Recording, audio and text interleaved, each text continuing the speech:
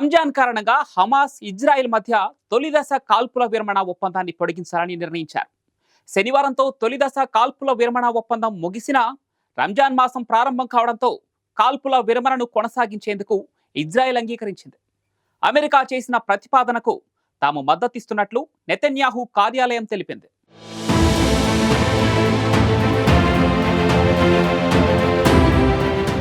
Gaza యుద్ధంలో Israel Hamas మధ్య తొలిదశ కాల్పుల విరమణ ఒప్పందం గడువు శనివారంతో ముగిసింది.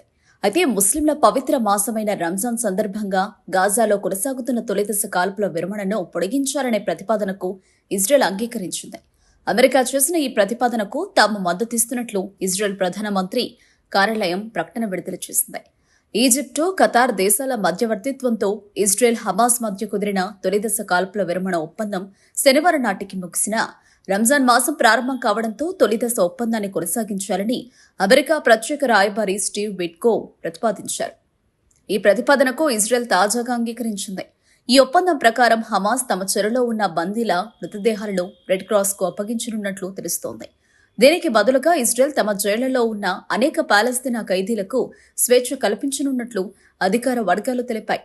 ఈ క్రమంలో కాల్పుల విరమణ రెండో దశ ఒప్పందంపై ఇరు పక్షాల మధ్య ఏకాభిప్రాయం కుదరడానికి అవకాశం ఉంది. అయితే రెండో దశ ఒప్పందాలను త్వరగా పూర్తి చేయాలని ఇజ్రాయెల్ ప్రజలు బిగిన్ స్ట్రీట్ లో నిరసనలు చేశారు.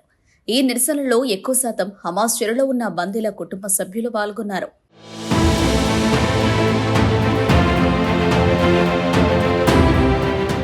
ఒకవైపు గాజాలో శాశ్వత శాంతి కోసం చర్చలు జరుగుతున్న సమయంలో అమెరికా $300 కోట్ల విలువైన ఆయుధాలను ఇజ్రాయెల్కు పంపేందుకు అనుమతి ఇచ్చింది. ఈ ఆయుధాలలో గాజా యుద్ధంలో హమాస్కు వ్యతిరేకంగా ఇజ్రాయెల్ ఉపయోగించిన 2000 పౌండ్ల బాంబులు కూడా ఉన్నాయి. ఈ ఆయుధాల సరఫరాకు సంబంధించిన నోటిఫికేషన్లను ట్రంప్ ప్రభుత్వం అమెరికా కాంగ్రెస్కు పంపినట్లు అమెరికా విదేశాంగ శాఖ తెలిపింది. ఈ ఆయుధాల సరఫరా వచ్చే ఏడాది ప్రారంభమవుతుంది. ఇజ్రాయెల్ హమాస్ మధ్య తొలిదశ కాల్పుల విరమణ ఒప్పందం ప్రకారం హమాస్ తమ చెరలో ఉన్న 94 మంది బందీలలో ఇప్పటికే చాలా మందికి స్వేచ్ఛ కల్పించగా ఇజ్రాయెల్ తమ జైళ్లలో ఉన్న పాలస్తీనా ఖైదీలను విడుదల చేసింది. ఈ తొలిదశ ఒప్పందం ముగిసింది. రెండో దశ ఒప్పందానికి సంబంధించిన చర్చలు ఈజిప్టు రాజధాని కైరోలో కొనసాగుతున్నాయి. కానీ ఈ చర్చల్లో ఎలాంటి పురోగతి లేదని హమాస్ పేర్కొంది. ఈ చర్చలలో హమాస్ నేరుగా పాల్గొనకపోయినా తన అభిప్రాయాన్ని మధ్యవర్తులైన ఈజిప్ట్, ఖతార్ ద్వారా తెలుపుతోంది. అమెరికా కూడా మధ్యవర్తిగా ఉన్న చర్చలకు ఇజ్రాయెల్ తరపున ప్రతినిధుల బృందం కైరోకు చేరుకుంది.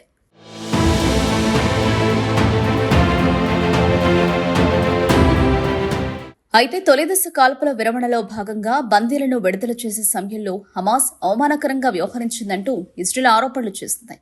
బందీలను విడుదల చేస్తుండగా వేడుకలు జరపడంపై రెడ్ క్రాస్ ఆగ్రహం వ్యక్తం చేసింది. తొలి దశలోని పాలస్తీనా ఖైదీల విడుదల విషయంలో ఇజ్రాయెల్ కాలయాపన చేసింది. ఈ జాప్యం కాల్పుల విరమణ ఒప్పందాన్ని ఉల్లంఘించడమేనని హమాస్ పేర్కొంది. వారిని విడుదల చేసే వరకు రెండో దశ చర్చలు సాధ్యం కాదని పేర్కొంది. మొదటి దశ ఒప్పందం ముగియడంతో బందీల మార్పిడిపై ఈజిప్టు పర్యవేక్షణలో చర్చలు జరిగాయి.